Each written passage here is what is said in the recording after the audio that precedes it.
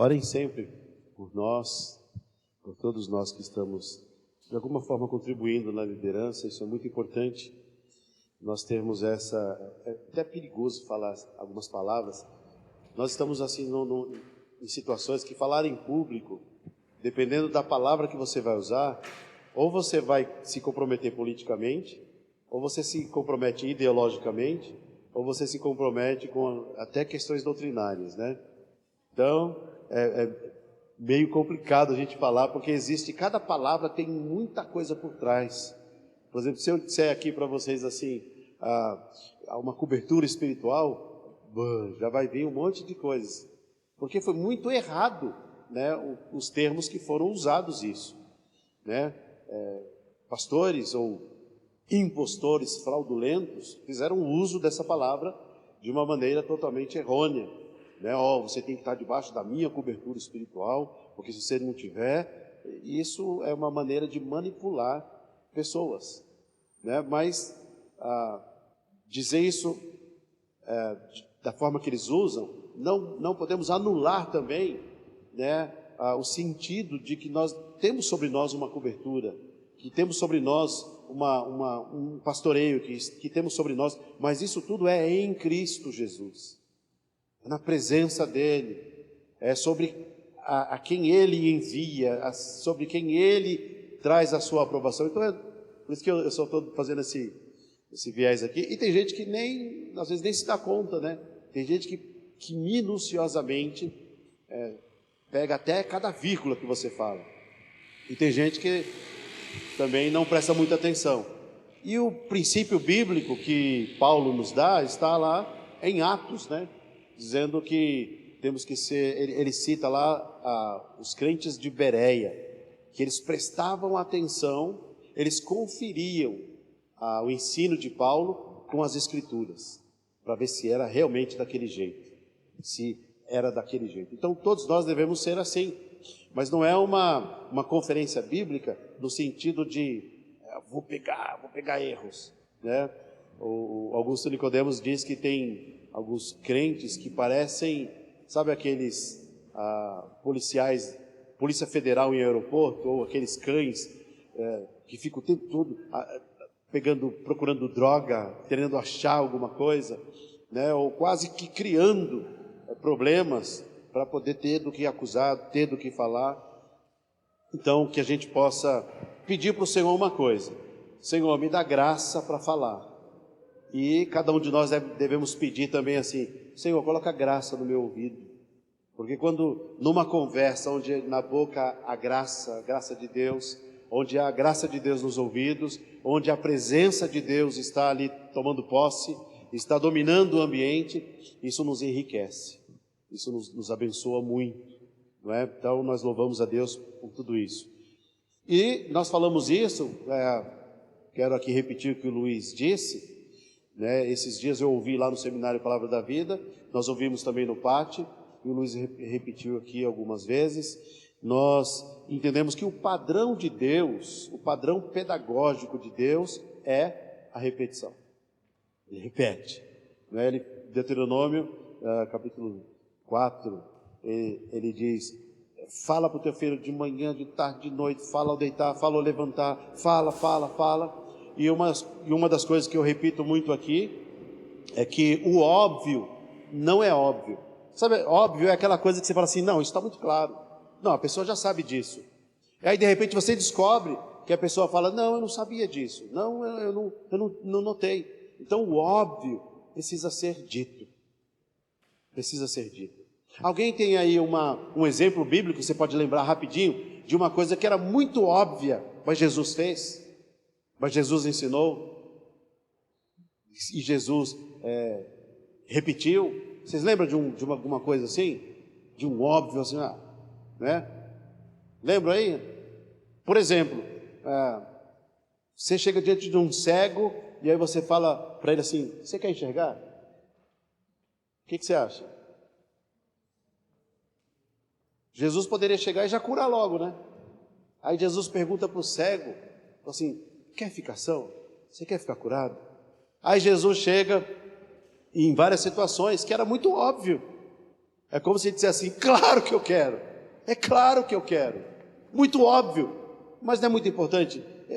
A gente tem aí várias hermenêuticas, várias maneiras de interpretar isso. Uma delas a gente pode dizer assim: claro que Jesus perguntou se ele queria ficar curado, se ele queria ficar são, né? Jesus chega para um homem que está lá 38 anos no poço de Betesda, deitado numa maca, em desespero, né? Toda vez, há 38 anos, imagina, uma mulher do fluxo de sangue, embora ela não perguntou, mas a pergunta de Jesus também foi muito estranha, né? Alguém me tocou? Imagina, você passa, não sei aqui quem já foi na 25 de março, né? Ou quem já pegou trem em dezembro, você não entra, eles te levam, né? Você entra na rua e fica assim, você entra na loja que você não quer, né? E é capaz que você desce na estação que você não queria. Porque a multidão te aperta, te empurra, e você tem que pôr a mão no bolso, né? Segurar a carteira aqui na frente. E aí, imagina numa cena dessa, alguém chega para você e fala assim: quem encostou em mim? Imagina, né?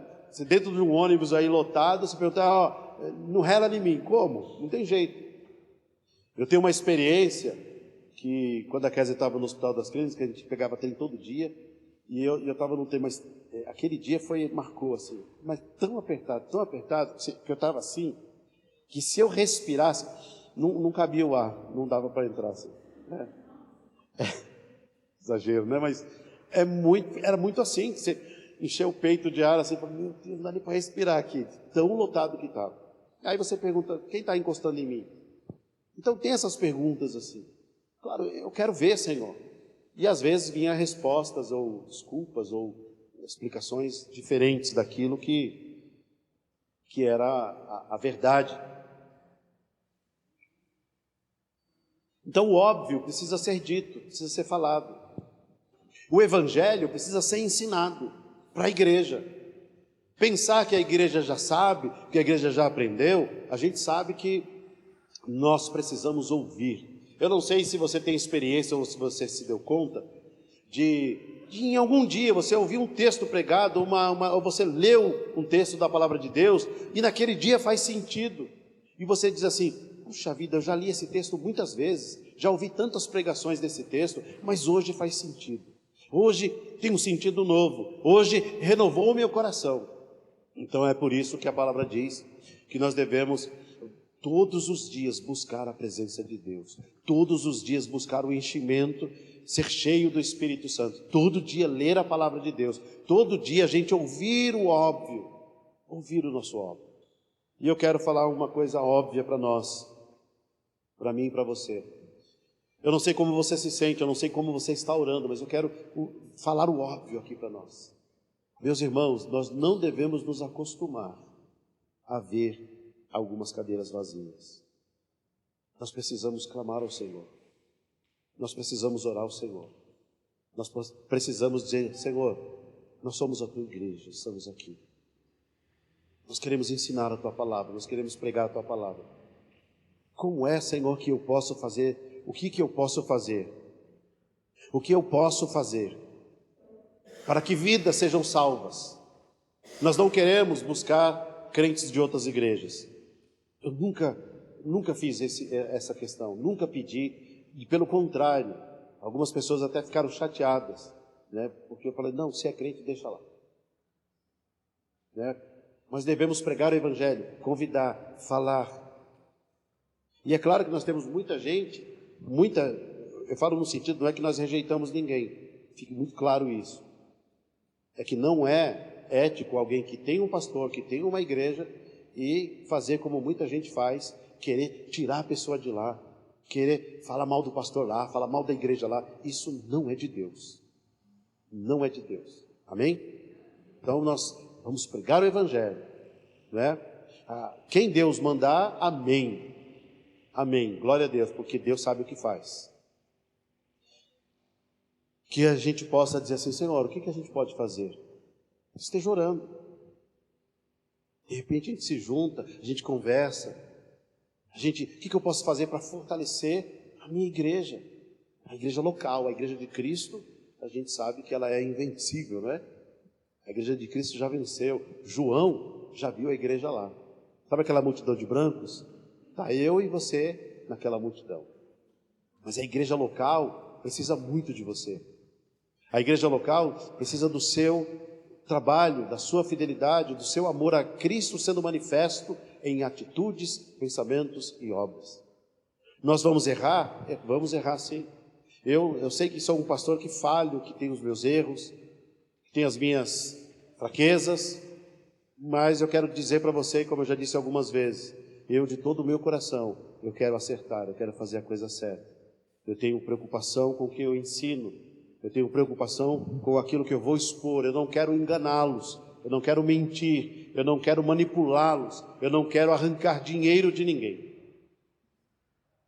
Não quero fazer isso. E eu vou dizer para você, é fácil fazer isso. Você não tem noção como é fácil você manipular pessoas e tornar um lugar atrativo, mas com mentira.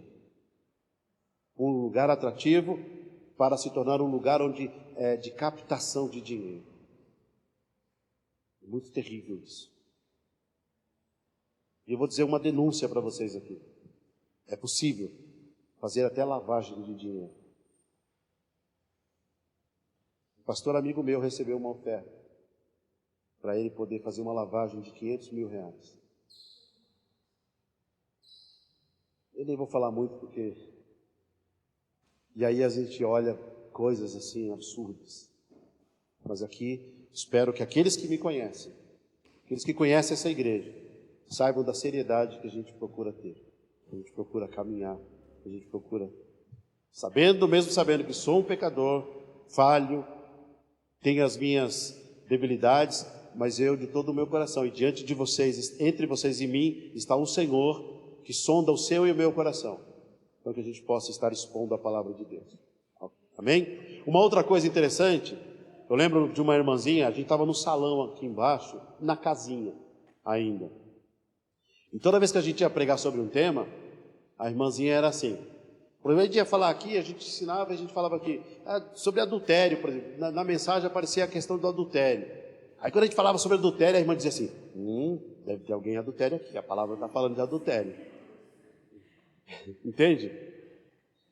Eu falei, é verdade isso, não estou inventando uma...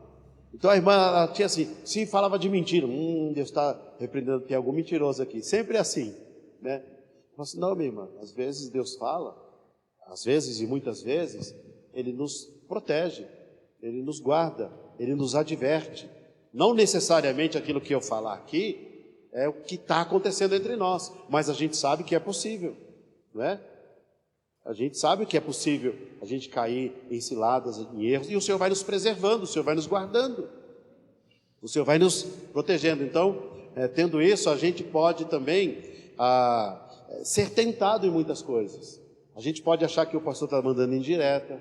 Vocês não sabem a dificuldade que é, né, para a gente falar em público, pregar a palavra, e a gente expõe. Por isso que a gente lê o livro inteiro, não escapa. E a pessoa pode achar assim, está preparando indireta para mim. Até ontem eu brinquei com um dos pastores que estavam aqui, que ele chegou atrasado, falou assim, poxa, eu preparei um texto para você, e falei, e você não estava aí, né? E aí ele falou assim, ainda bem que não era para mim, que eu não cheguei e tal, em termos de brincadeira.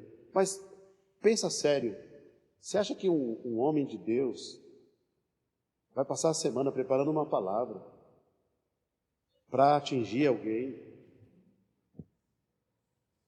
E ainda, você acha que esse homem conhece Deus? É um tolo. Ou então a gente pensa que Deus não existe. Ou a gente pensa que Deus não cuida da igreja. Ou acha que a igreja é um lugar em que Deus está lavando as mãos, Deus não está nem aí. Meus irmãos, Deus cuida da igreja dele, amém? Enquanto nós nos submetermos, a Bíblia diz, eu corrijo, eu castigo a quem eu amo, e ele ama a igreja dele. Então, preparando isso, para que a gente possa estar firmado, para guardar o nosso coração de qualquer tipo de tentação, de achar que tem uma pontada. E eu já disse muitas vezes, o que eu procuro do púlpito é não dar indireta, mas é direta mesmo, porque é a palavra de Deus. Então a gente lê o texto e eu procuro expor o texto e deixar que o texto nos exponha. Porque a palavra de Deus expõe as verdades do nosso coração, expõe as nossas fraquezas. O texto nos expõe e nós expomos o texto e o texto nos expõe. E que a gente possa crescer nessa graça e com essa fidelidade. Amém, meus irmãos? Tendo dado essa palavra, eu quero também deixar aqui a minha palavra de gratidão. O Luiz já falou por tudo aquilo que aconteceu aqui ontem. Eu estou muito vaidoso, muito orgulhoso, e é meio pecado ser orgulhoso, mas eu estou muito alegre, porque eu recebi tanto elogio. Tem que baixar um pouquinho, glória do Senhor, mas a gente recebeu tanto elogio, de todas as áreas, em todos os lugares. A cozinha recebeu os elogios dela, o evento, todas as coisas, e nós fizemos para a glória de Deus. Não fizemos para ganhar dinheiro, não usamos o dinheiro do caixa da igreja, o evento mesmo se pagou, Então, Deus tem sido glorioso, gracioso. A gente não usou para ficar admirados, porque o valor pago é nada. E como que foi feito isso tudo? Como que aconteceu essas coisas? Pois é, que a gente não faz para ter lucro, A gente não faz para ganhar. Uma das coisas que fica muito nítido e é muito ruim eu cobrar coisas assim que a gente sabe, se é para ter lucro, então vamos dizer, olha, nós vamos levantar fundos, nós vamos levantar aqui dinheiro. Eu tive o privilégio de andar com o pastor Edson Queiroz, os últimos 8 anos da vida dele, toda quarta-feira, com algumas exceções que ele viajava, eu estava lá. E eu aprendi muita coisa com ele, a confiar na fidelidade de Deus. Lembra aquele livro 40 Dias de Propósito, que a gente fez aqui algumas vezes? Ele é o autor daquele livro. E aquele livro, lá na igreja dele, ele dava o livro. Ele não vendia, ele dava para cada membro. E aí ele dizia assim: meus irmãos, vocês, estou dando o livro. Se você achar que deve dar uma oferta, você dê a oferta. Se você achar que não, o livro é seu. Não precisa dar a oferta. Então ele dava o livro. E a quantidade, eu fazia parte também da diretoria da ATG, que é a Agência de Transformação Global, a convite dele. E aí eu sabia dos números, eu sabia de tudo que acontecia. Ele fazia 100 mil livros em cada edição. E aí, meus irmãos, se ele vendesse o livro, era para entrar 70 mil reais. Porque ele dizia, o livro saiu por R$3, mas tem o imposto aqui, o transporte, R$5 e alguma coisa assim de R$7. Chegava no final o custo, vocês lembram que a gente vendia aqui. Então, se desse o livro, era 70 mil, se fosse vender, 70 mil reais. Ele dava o livro. Sabe quanto que entrava de oferta? 150 mil reais. Deus é fiel. Deus é fiel. Então, quando o alvo é dinheiro, aí a gente já vai ter um outro Deus. O dinheiro vira um Deus. Mas quando o alvo é Deus, o Deus que é dono do ouro e da prata, provê e dá sustento a tudo o que é necessário. Amém? Então, nós louvamos a Deus por tudo que aconteceu aqui, pela vida do pastor Sidney, pela vida de cada um de vocês, dos que tiveram, dos que vieram aqui. E o próximo nós vamos fazer dia 30 de setembro. Nem ouviram. Mas é brincadeira. O próximo é dia 30 de setembro. Claro que não, dia 30 de setembro tem um evento muito, muito importante aí. Glória a Deus. Então participe, Nós vamos, a cada encontro, a cada edição, a cada situação, não sei, a gente está confirmando aí, se em junho, seria muito interessante a gente fazer um jantar aí, ou aqui, ou em outro lugar, um jantar para a família, para a igreja, casais. Então participe, convide pessoas, invista na sua família, esteja orando, porque a igreja começa a convidar amigos, eles começam a participar do ambiente da igreja. Eu lembro, e talvez o Alex e Rose, o Geraldinho não está aí, quem estava aqui há mais tempo, a gente fazia culto nas casas, e 70% das pessoas que nós batizamos saiu desses cultos nas casas. Amizade, amigos, Então vamos orar. Senhor, enche essas cadeiras, enche esse lugar com a tua glória, com a tua presença, que a cruz de Cristo erguida nesse lugar seja vista, Meus irmãos, tem muita gente sofrendo. Tem muita gente sofrendo sem consolo, sem saber que em Cristo tem a solução para o problema da vida dele. E nós é que precisamos falar. Talvez você fale a primeira vez, não faz efeito, fale a segunda, vá falando, vá falando, vá falando. A palavra de Deus é um martelo que esmiuça a penha. Você fala uma vez, fala duas, fala três. Em algum momento Deus vai abrir esse ouvido, vai abrir esse coração. Deus vai fazer o milagre dele. Amém?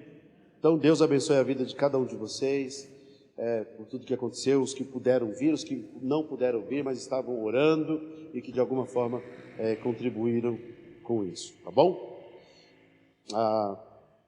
Vamos ler então, Neemias. Eu tinha algumas coisas aqui para falar, eu até anotei aqui, eu falei, agora ficou difícil convidar o Juliano para jantar em casa. Rapaz, porque a exigência está alta, achar o ponto, então... aí você compra a pizza, já resolve, porque a culpa fica, pega a pizza e pronto. Brincadeira, mas inclusive ele já foi lá, né? Por misericórdia. Por misericórdia. Eu até anotei algumas coisas aqui, mas queria só deixar esse registro aí do Juliano aí. A não ser que você leve o João Pedro I, o copeiro do rei, aí ele experimenta, está no ponto que o meu pai gosta. Aí você... De vez em quando as mulheres fazem isso, né? Quando vai alguém, talvez que não é tão íntimo, que vai pela primeira vez, aí uma esposa liga para a outra, assim, né? E aí acaba falando. Tem gente que não gosta de ervilha, né? Eu não gosto de cebola. Eu já falo para todo mundo, cebola, tira a cebola, tira a cebola. Vamos orar, querido, vamos orar e pedir, vamos achar o texto da palavra de Deus, Neemias. A mensagem eu mandei hoje, está lá. Vamos orar de novo? Pai, em nome de Jesus, eu quero agradecer a Ti por Tua bondade e misericórdia. Que o Teu Santo Espírito, que é o Espírito da verdade, é o tradutor da Escritura ao nosso coração, transmite, Senhor, ao nosso espírito a Tua verdade, a Tua palavra, no nome precioso e santo de Jesus. Amém e amém. Capítulo 2, versículo 10 em diante, a gente já deu uma pincelada e eu queria novamente transmitir isso. E aí, como vocês dizem, né, que pregar não é fácil mesmo. Aí num dia você tem aqui o reitor do Palavra da Vida pregando e no outro dia está eu aqui. Tenham misericórdia, né? Versículo 10, capítulo 2, olha o que diz. Quando Sanbalate, o horonita, e Tobias, o oficial amonita, esses dois vocês já lembram, né? Eles são filhos de quem? Filhos de quem?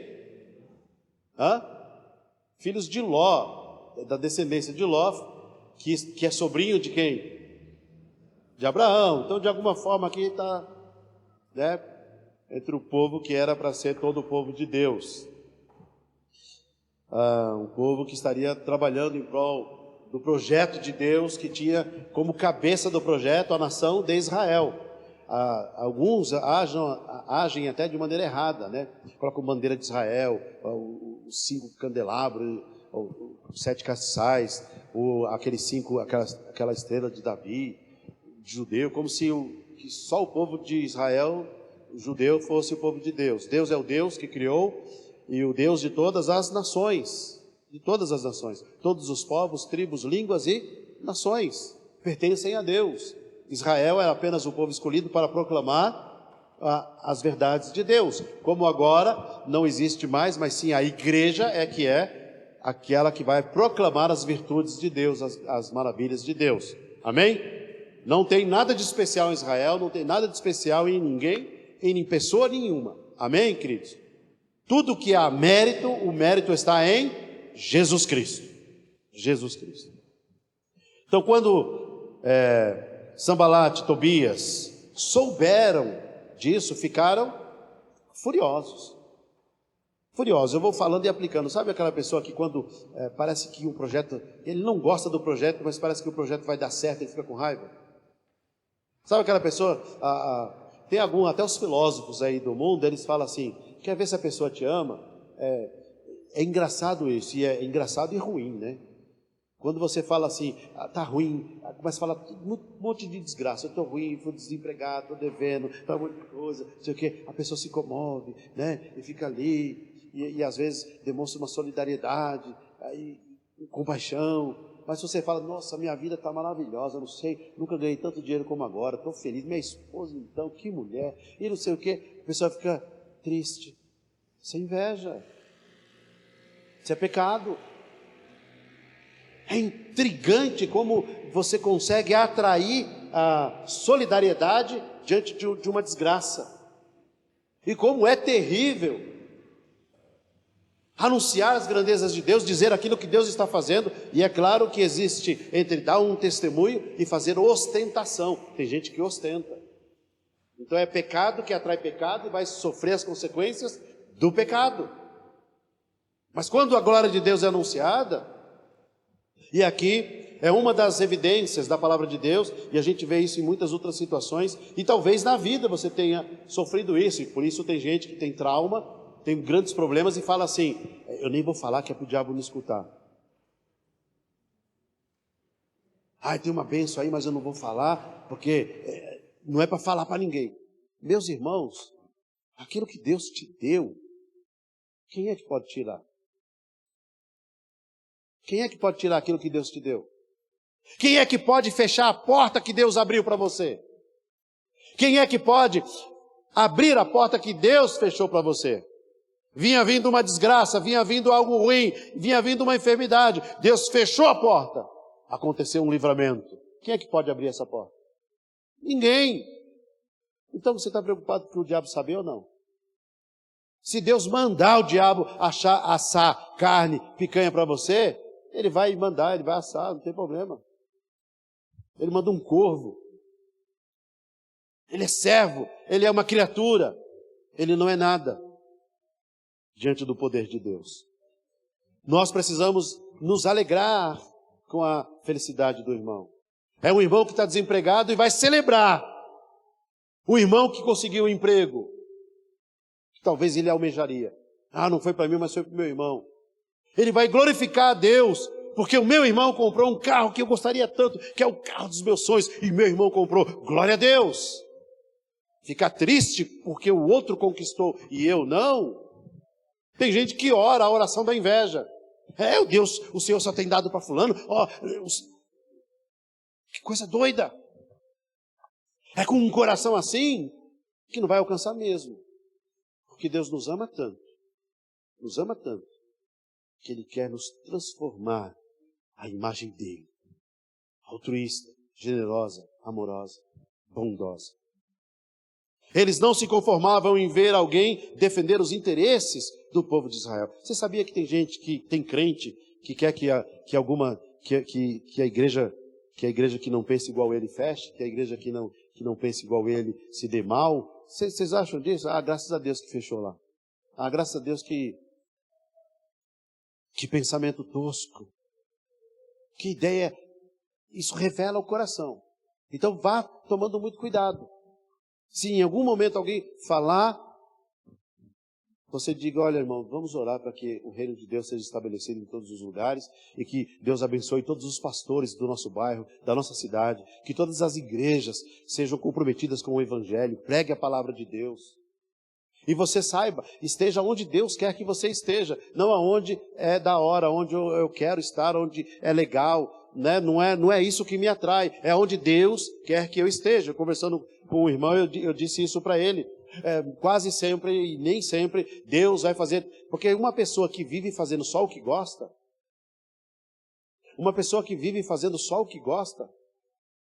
não entendeu a cruz, não entendeu o Evangelho. Negue-se a si mesmo, tome a coroa. Nós vamos fazer na obra, no reino de Deus, aquilo que a gente não quer, aquilo que a gente não gostaria. A gente vai pelo amor sacrificial, porque o que a gente quer mesmo é praia. O que a gente quer mesmo é churrasco. O que a gente quer mesmo é viajar. O que a gente quer mesmo é feijoada. O que a gente quer mesmo é se divertir. O que a gente quer mesmo é roupas caras. O que a gente quer mesmo é deleites. O que a gente quer é deleites. Mas nós somos chamados para viver a mensagem da cruz, para viver o evangelho do reino. De um Paulo que diz, o profeta chega para ele e diz, olha, o dono desta cinta, se for, vai morrer. E aí Paulo diz, por que vocês estão entristecendo o meu coração? Eu estou pronto não somente a ser preso, mas até morrer. O dono desta cinta vai ser preso em Jerusalém. E aí a igreja abraçou no pescoço de Paulo e não queria que ele fosse. E ele fala, como não? Eu estou preparado para morrer, quanto mais para ser preso. Então o evangelho, nós somos chamados para fazer aquilo que Deus mandou, a gente gostando ou não.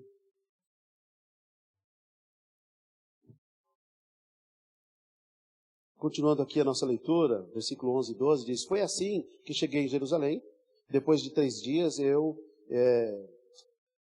e alguns homens estavam comigo, levantamos à meia-noite. Ele fala de um projeto que ele foi sondar, sem falar para ninguém, né? Não é que ele estava, não vou falar para ninguém, que senão fulano... Não, ele estava procurando para que na reunião, na assembleia, ele falasse com propriedade. Então ele foi ver, ele foi falar com certeza, ele foi falar com conhecimento de causa. Então ele foi colher informações, ele foi ver a situação. Que nós não vamos falar da reunião hoje. Eu quero falar desses Sambalate, Tobias e Amonita, infiltrados, eles claramente não eram do povo de Deus, mas eles estavam infiltrados, eles tinham acesso a Neemias, eles tinham acesso ao povo, eles mandavam mensagens, eles falavam, eles desanimavam o povo. Eles eram infiltrados, rebeldes, que estavam lutando contra Israel. Eles não eram amigos de Israel, mas muitas vezes eles se faziam de amigos. No capítulo 6, nós vamos chegar lá, ele mandava cartas, ele mandava convites para o Neemias. Olha, vamos jantar, vamos comer uma pizza. Lógico que não era pizza, entendeu? Mas ele estava chamando eles para comer, para beber, para confraternizar, para conferência. Vem cá. E o Neemias diz, olha, eu tenho um grande projeto, eu estou comprometido e eu não posso parar para ficar me divertindo com vocês. Eu tenho um projeto. Deus me levantou. Dá para colocar aí o capítulo 6? Não, deixa. O tempo está muito curto ali. Então eles eram infiltrados que estavam minando. E nós temos que dizer assim, quem é que guia a sua vida? Quem é que dirige a sua vida, o seu coração? Não sei se vocês já tiveram experiências na vida em que você, de repente, em algum momento, vem um suspiro uma fagulha de empolgação, de fervor, e você se anima com alguma coisa, você se anima com algum projeto, e você vai fazer, e de repente alguém solta um comentário, traz uma palavra tosca, e aquele fervor. Aí você fala assim, poxa, eu estava até animado, foi um balde de água fria, acabou com o meu ânimo. E aí você não vai mais. E aí você não avança mais. Não sei se você teve situações na sua vida assim. Que você estava empolgada, ou empolgado, ou estava no projeto. E aí, por uma palavra, por algum comentário, às vezes nem pessoalmente, né? Às vezes você lê um comentário no Facebook. Às vezes você vê um story, qualquer uma dessas redes aí, e aí você viu, e você sentiu uma pontada no coração, uma ferida abriu, você se entristeceu, se desanimou, fez uma leitura, uma hermenêutica ali da situação, e você perdeu o ânimo, não quer mais. E ontem nós pensamos aqui, estivemos ouvindo sobre um perigo de perder a reverência. O que nos motiva, o que nos põe de pé, o que nos coloca nessa caminhada. Então nós temos que tomar muito cuidado também nisso, com o que a gente lê e a forma que a gente lê. Com a notícia que chega até nós e como que eu recebo a notícia. E pode ver que tem coisas que chegam que parece que vêm do inferno mesmo, que vêm para o seu coração e na mesma hora já causa uma indignação, causa ira, causa tristeza, causa vontade de dar revanche, dá vontade de se vingar. Dá vontade de... Aí tem a teologia do e você, né? Essa não é teologia de Deus, não é bíblica. Sabe quando a pessoa fala um erro seu, eu falo, e você aqui? Aí você tem uma lista. Ah, é? Vamos lavar roupa suja? Ah, é? Você quer? Ó, eu sei o que você fez no verão passado.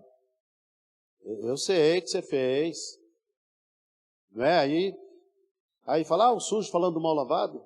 Você é pior que eu, rapaz. Você pensa o quê? Aí começa. Né? Aonde que o Espírito Santo está nessa conversa aí? Aonde que ele está nesse lugar? Agora, nós somos ou não somos tentados a isso? Somos. E a ordem bíblica é assim, quando você for caluniado, afrontado, quando você for acusado, o que você deve fazer? Orar pelo caluniador. Ora em voz alta, viu? É um exercício que eu faço. Senhor, abençoa fulano, abençoa o ciclano. Minha vingança é orar para Deus abençoar. Abençoa, que esse coração seja mudado, que esse pensamento, que essa verdade que ele acredita ou que ela acredita seja mudado, que a tua verdade venha ao coração, que haja perdão, que haja graça, que haja misericórdia, que haja a tua presença na casa dele ou dela. E aí você vai orando e abençoando. E você vai orando. Daqui a pouco você vai ver que vai enchendo de amor o seu coração. Ore! Sabe por quê? Deus te convidou para isso, Deus te amou, te levantou para isso. Senhor, abençoa a nossa igreja, abençoa a igreja lá, a igreja aqui, abençoa o fulano, abençoa o ciclano, abençoa, Senhor. Esse é o nosso caminho. É assim que nós entramos no caminho de Deus. Nós não criamos o caminho, nós andamos no caminho de Deus, no caminho que Deus trilhou, no caminho que Deus fez para as nossas vidas. E aí nós temos que ter muito cuidado com quem guia o seu coração. Como o Luiz falou aqui, aquela rede de televisão começa a fazer você pensar, induzir você porque, o fulano falou, bom, virou um guru. Não, mas tem respaldo com a palavra de Deus? A palavra de Deus confirma aquilo? É assim que Deus nos orienta? É assim que nós temos experimentado Deus? Quem é que está te influenciando? Eu falo isso direto. Quem é que te influencia?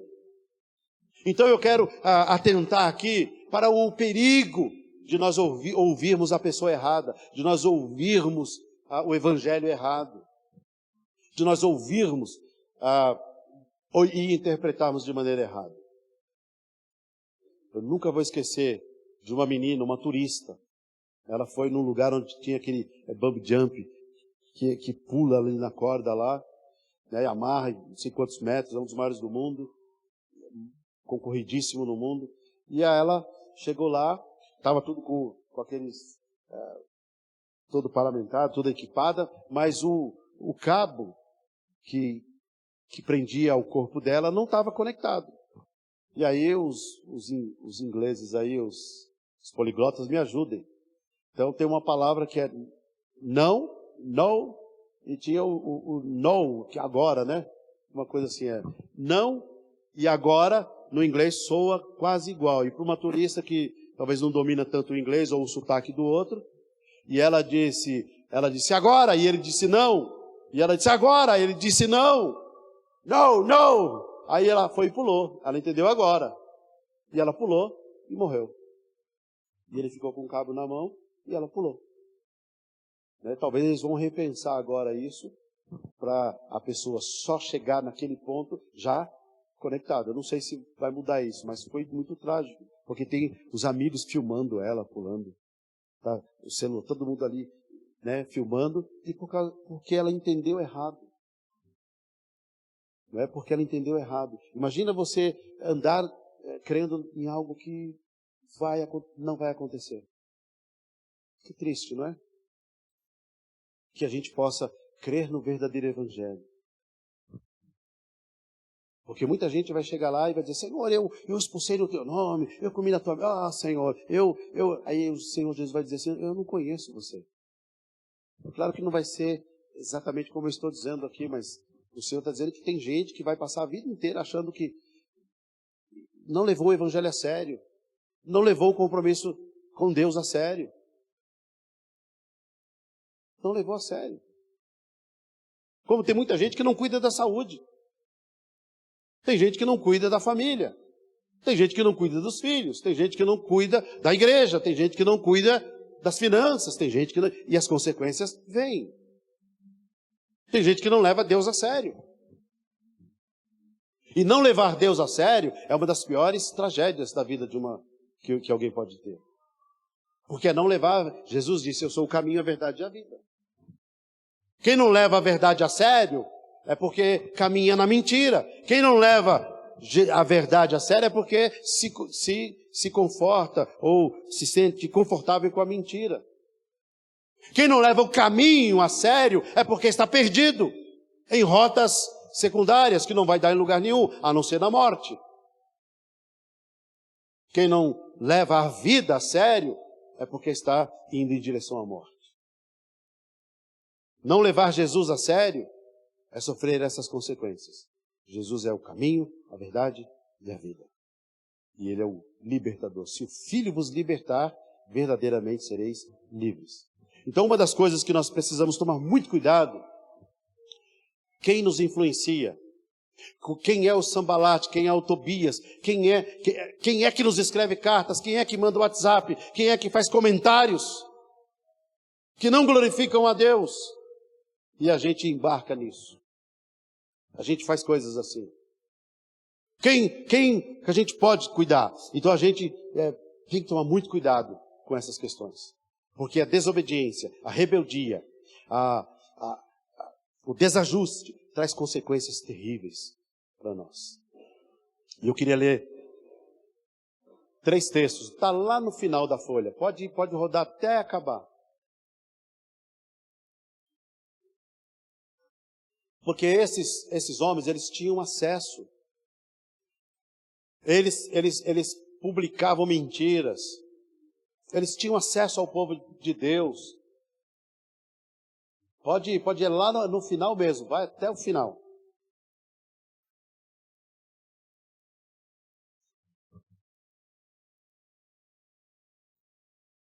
Quando chegar no final, você volta um pouquinho. Eu vou avisando.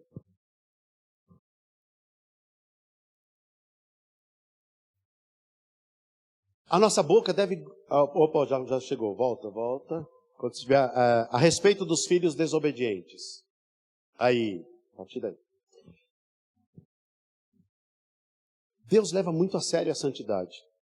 Deus leva muito a sério a unidade. Deus leva muito a sério. Porque expressa a Trindade. Na oração, no Evangelho de João, quando nós chegamos no capítulo 17, vocês vão ver lá que eles, assim como eu e o Pai somos um, nós queremos que vocês sejam um. Ele fala dessa unidade. Provérbios inteiro, a Bíblia fala dos infiltrados e fala daqueles que semeiam contenda entre os irmãos. A gente sabe que essa é uma das táticas do diabo. Colocou anjos contra Deus, coloca gente contra gente, coloca situações das mais variadas. Arma. Usa palavras, dá sentido novo. E é uma das coisas que nós, como igreja, precisamos tomar muito cuidado e nos blindar, nos proteger.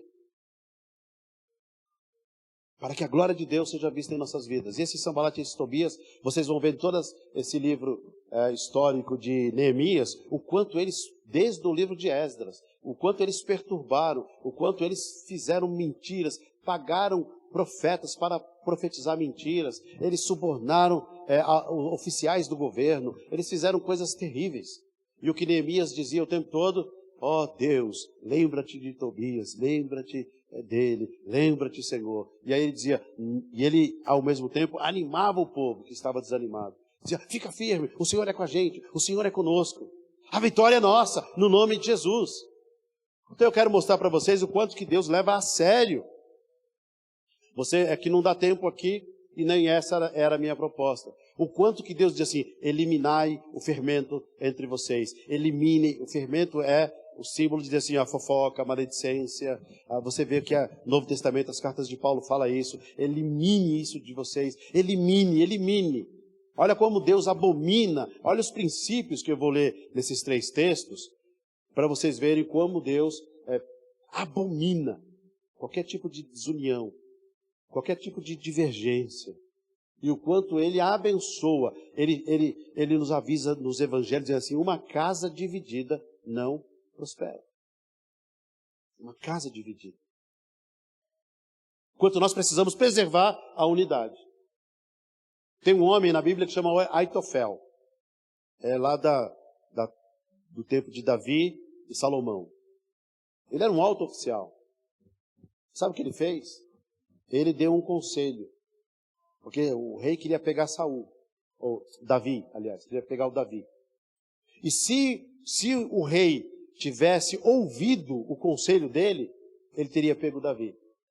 Mas Deus, por sua infinita misericórdia, fez com que o rei desprezasse o conselho dele. Sabe o que ele fez? Ele foi para casa e se matou. Mostrando a evidência de gente que divide uma igreja, que briga, que rompe com uma família, só porque, vamos dizer o exemplo, uma pessoa gosta que essa planta fique assim, eu gosto de fique de ladinho. Aí vem outro e coloca assim. Pronto, a briga está feita. Briga está feita. Gente que tem que ser do meu jeito, tem que ser assim. Eu comprei um lacinho rosa, mas não era no tom de rosa que eu queria. Aí entra os 50 tons de rosa, né? Satanás consegue achar pouca coisa para dividir. E a gente fica intolerante. Só porque não é o tom de rosa que eu queria. Só porque a mortadela não é da marca que eu queria.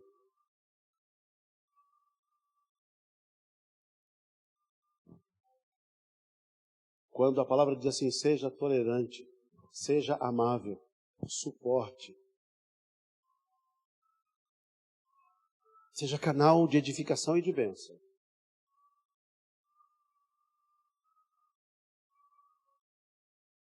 Olha o texto, diz. Se alguém tiver um filho teimoso e rebelde. Vocês conhecem alguém que tem um filho teimoso e rebelde? Que não obedece à voz de seu pai, nem à voz de sua mãe. E mesmo quando castigado, não lhes dá ouvidos. Seu pai e sua mãe o pegarão e o levarão aos anciãos da cidade, junto ao portão daquele lugar. Levam em praça pública. E dirão, este nosso filho é rebelde e teimoso, não dá ouvidos à nossa voz e é comilão e beberrão, só quer comer. Então todos os homens da cidade queria que você lesse.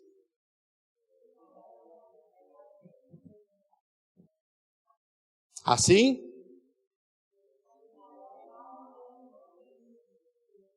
que Deus é esse? Alguém pode pensar, né? Você imagina o pai e a mãe fazer isso? A gente teve esse texto na última aula do pátio lá de hermenêutica e ele encaixou para o que a gente tem para falar aqui. Olha como Deus trata uma pessoa que é rebelde, insubmissa, desordeira, que não se encaixa, que não se submete. Ele está dizendo, elimine isso do vosso meio. Jesus, no Novo Testamento, ele fala assim, esse fermento, isso é abominável. E aí eu volto a dizer o que eu falei no começo. Isso não quer dizer, igual aquela irmãzinha, deve ter algum rebelde aqui, Deus está falando com ele. Cada um sabe do seu próprio coração aí. A minha função é expor a palavra, é ensinar a palavra de Deus. E nós, como igreja, não é o pastor, é a igreja que tem responsabilidade diante de Deus, de na hora que detectar um rebelde, de detectar alguém infiltrado, alguém que sabota a igreja precisa disciplinar essa pessoa. É a igreja, nós já aprendemos isso. Porque às vezes é melhor ter 1000 inimigos do lado de fora do que um do lado de dentro. Porque o de lado de dentro sabe os segredos, o de lado de dentro sabe as questões. Então, para a gente se guardar, isso é um ensino, não é tem um rebelde aqui. Deus está nos ensinando como que a gente lida com cada situação, como nós preservamos a unidade, como nós trabalhamos e como nós devemos disciplinar o rebelde. Aqui é um caso, é uma atitude radical. Você pode imaginar alguém? Claro que isso, na lei, jamais Deus ia pedir para a gente hoje. Mas imagina eu pegar a Júlia ou a Raquel, levar em praça pública e todo mundo apedrejar ela até a morte. Meu Deus do céu. Não. Mas o Senhor está mostrando o que aqui? A radicalidade de que Ele odeia qualquer tipo de rebeldia. Como Ele odeia a rebeldia. Como Ele odeia a insubmissão. E isso precisa ser exposto. Não vou falar não, porque senão o irmão fica chato, o irmão vai ficar chateado. Se a igreja não resolver, esse irmão chateado vai minar a autoridade, vai atrapalhar o crescimento e a ordem da igreja, e depois de atrapalhar ele sai do mesmo jeito, não adianta. Então nós como igreja precisamos nos preservar firmes no amor de Cristo, na misericórdia do Senhor, mas com a fidelidade à palavra dele. Olha o segundo texto. Samuel 22, eu já li aqui também. Porém Samuel disse, será que o Senhor tem mais prazer em holocaustos e sacrifícios do que obedecer à palavra do Senhor? Por isso é importante expor a palavra.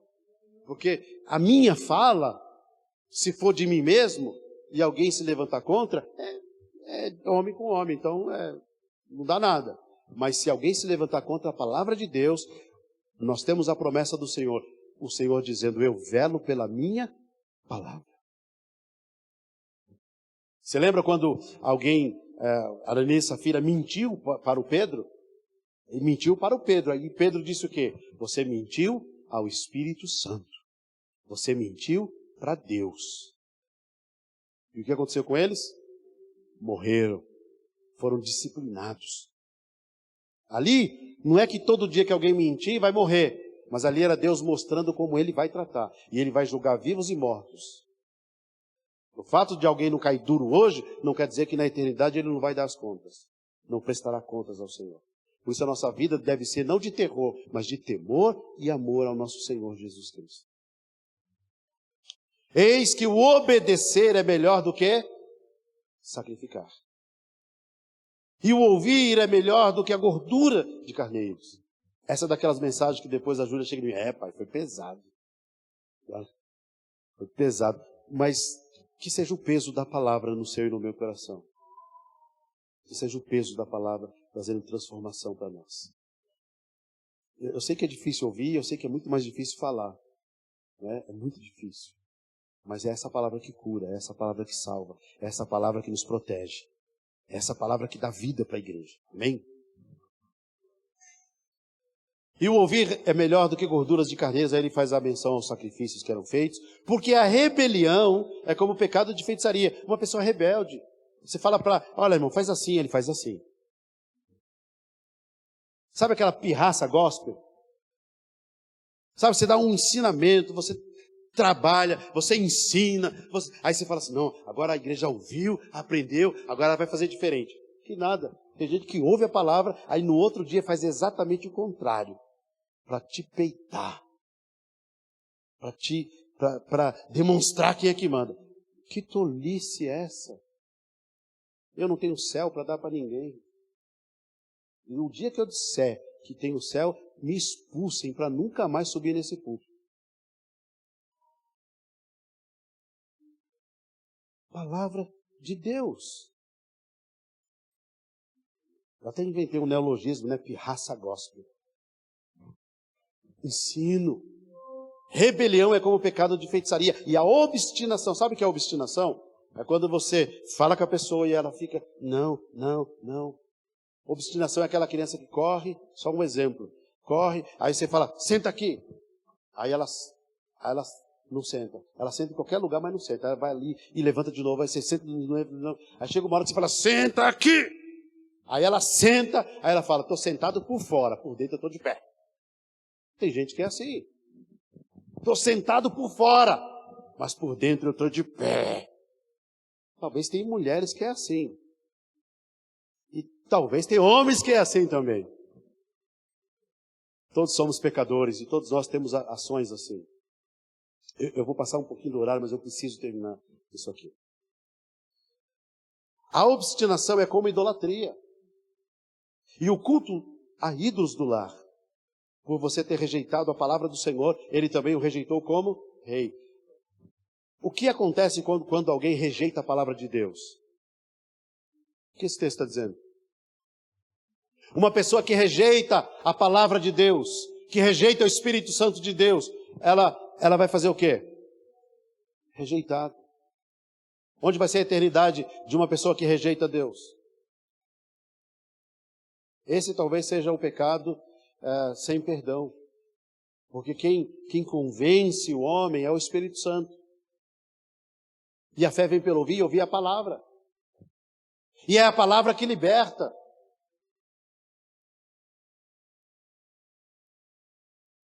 Agora terminando no Novo Testamento, Tessalonicenses, capítulo 5, versículo 12. O correto era ler até o 24, mas não vai dar. Vou ler até alguns versículos aqui.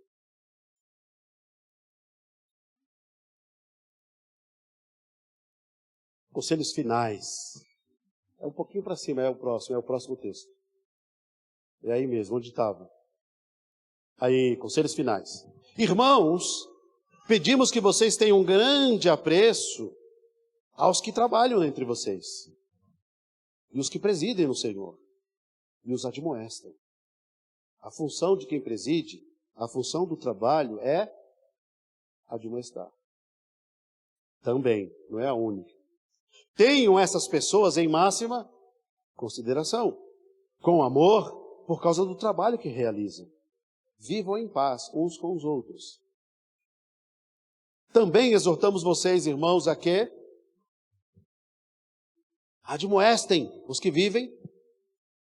É uma responsabilidade nossa, da igreja. Consolem os desanimados e amparem os...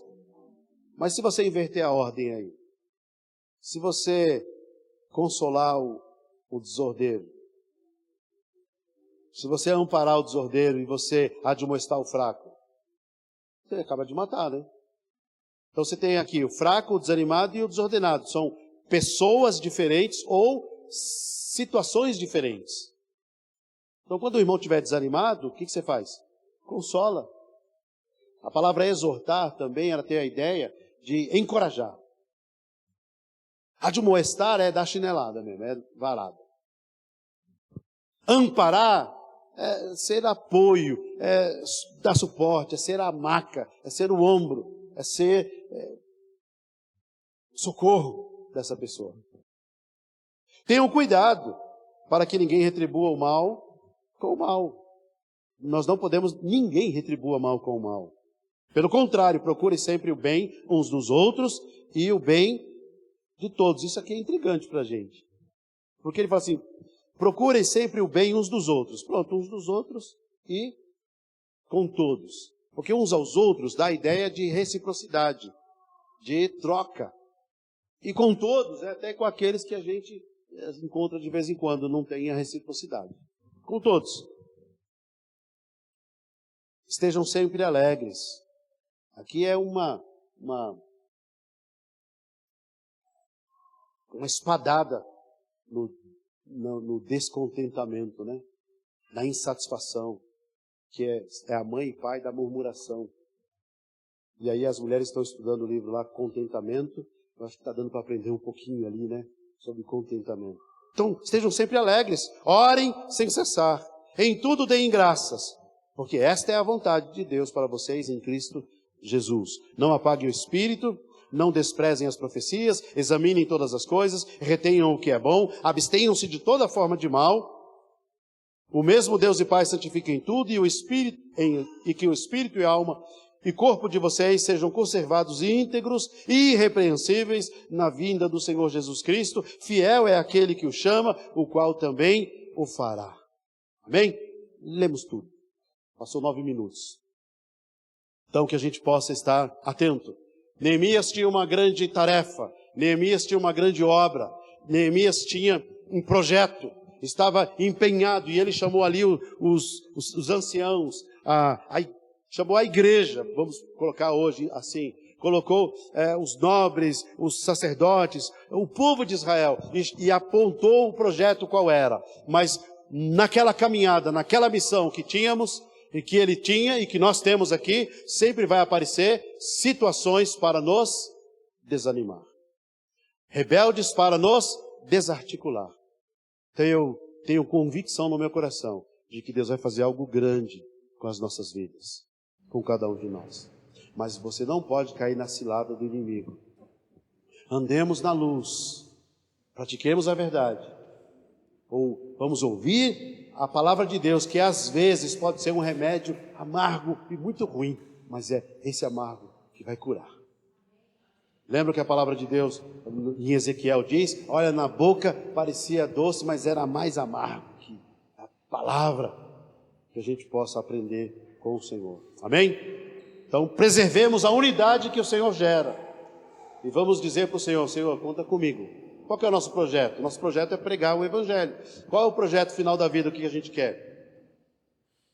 O crente mesmo, que conhece a palavra, que está amadurecendo, meu Deus, eu não quero riqueza, e se Deus der, glória a Deus, amém, mas eu quero a minha família salva.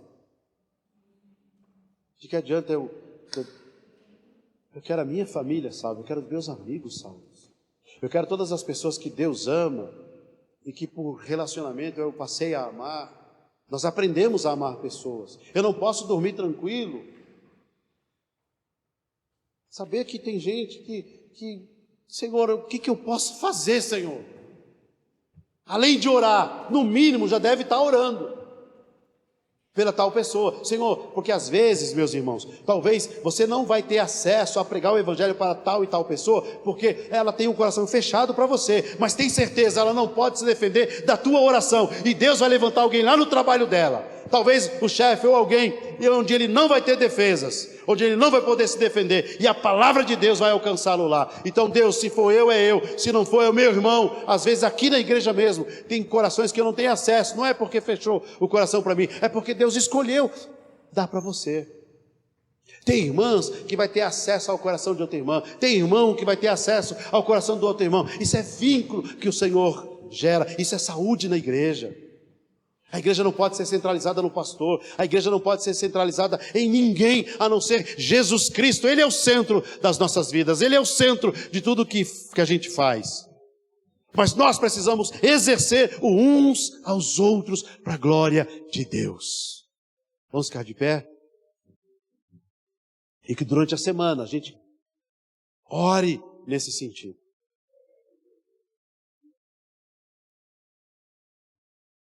Toda vez que você entrar aqui, põe a mão numa dessas cadeiras, Senhor, onde é que está a dona dessa cadeira, o dono dessa cadeira? Sou eu que vou trazer? É a minha vida que vai levá-la à conversão? É a minha palavra? É o meu convite? É o Espírito de Deus usando a minha vida? É o meu trabalho em Cristo? Pode ter certeza. Ore, pense nisso, e você vai ver o que Deus pode fazer. Deus, em nome de Jesus Cristo, eu quero te agradecer e te louvar, bendizer e exaltar o teu santo nome, para que a tua palavra encontre corações que são teus, que é o coração da tua igreja. Aquilo que eu falei, que foi eu, seja esquecido, e que o Senhor me corrija. Mas aquilo que eu falei, que foi o Senhor que falou, que o Senhor nos corrija. Que a tua palavra encontre lugar nos nossos corações e dê fruto, 30 por 1, 60 por 1 e 100 por 1. No nome precioso e santo de Jesus. Dá uma semana de bênção, uma semana de vitória. Dá sucesso ao trabalho das mãos dos teus filhos. Guarda eles dos sambalates, dos Tobias, das mensagens. Usa a boca deles, ó Deus, para proclamar os teus juízos, a tua misericórdia, a tua bondade. Dá ao nosso coração sabedoria para recorrer a ti, Senhor. É o que eu te peço no nome santo e precioso de Jesus. Que o amor de Deus, a graça salvadora do Senhor Jesus e as doces consolações e comunhão do Espírito Santo de Deus sejam com todos nós, os filhos de Deus, a Igreja de Cristo, hoje e sempre. Amém. Deus abençoe. Amanhã, às 20 horas, reunião de oração aqui. Amém.